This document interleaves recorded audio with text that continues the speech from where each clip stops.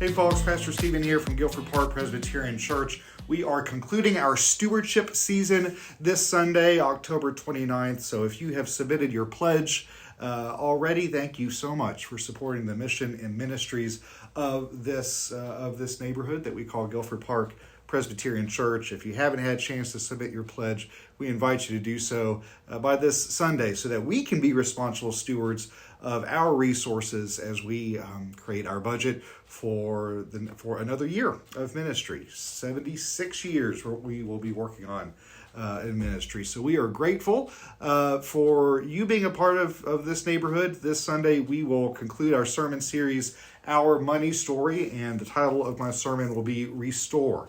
And we'll go through two stories of the Bible. One is Genesis 33, 1 through 17. It's the story of the reconciliation of Jacob and his brother Esau. And then the next passage, probably the one I'll be focusing on a little bit more in my sermon, will be Jesus appearing to the disciples in the 21st chapter of John's Gospel, verses 1 through 14. And that passage reads like this.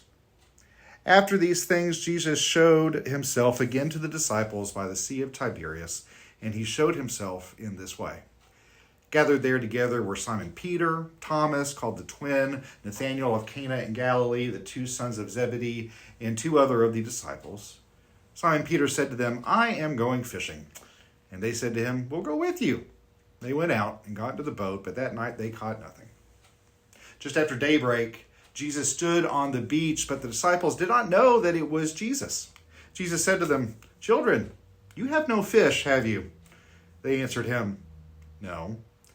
He said to them, Cast the net on the right side of the boat, and you will find some.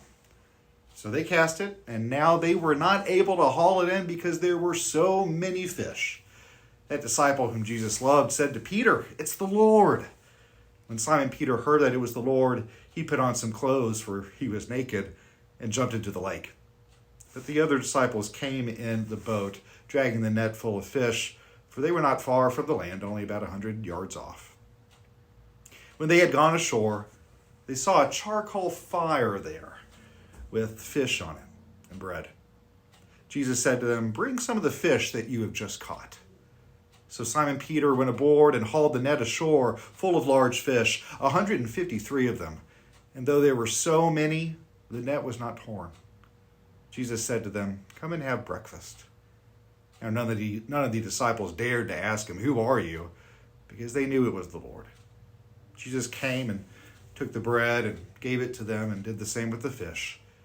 This was now the third time that Jesus appeared to the disciples after he was raised from the dead. Friends, as we have been practicing, remembering, releasing, reimagining, we conclude this series by focusing on restoration. Ultimately, practicing faithful stewardship heals us as individuals and helps us restore right relationship with one another. In Genesis 33, Jacob and Esau experience a surprising reconciliation after years of strife and estrangement. And in the final chapter of John's Gospel, Jesus appears to the disciples and fills their empty fishing nets. And even after death, Jesus restores our hope and provides an abundant feast. We'll explore that abundant feast this Sunday at 10 o'clock, and we hope that you will join us. Busy Sunday in the life of the church at 9 a.m. As always, we have breakfast in the Bible with our young children, youth, and their families. 10 o'clock is at worship. At 11, we invite you for the final gathering of this part of our adult Sunday school, as the Justice and Peacemaking Committee has been sponsoring a viewing of the documentary Who We Are. An important conversation about racism as we seek to be an anti-racist neighborhood here at Guilford Park.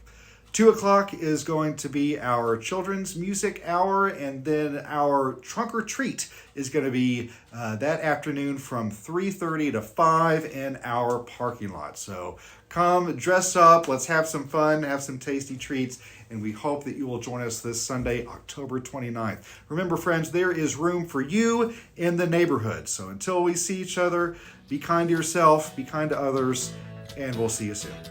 Bye.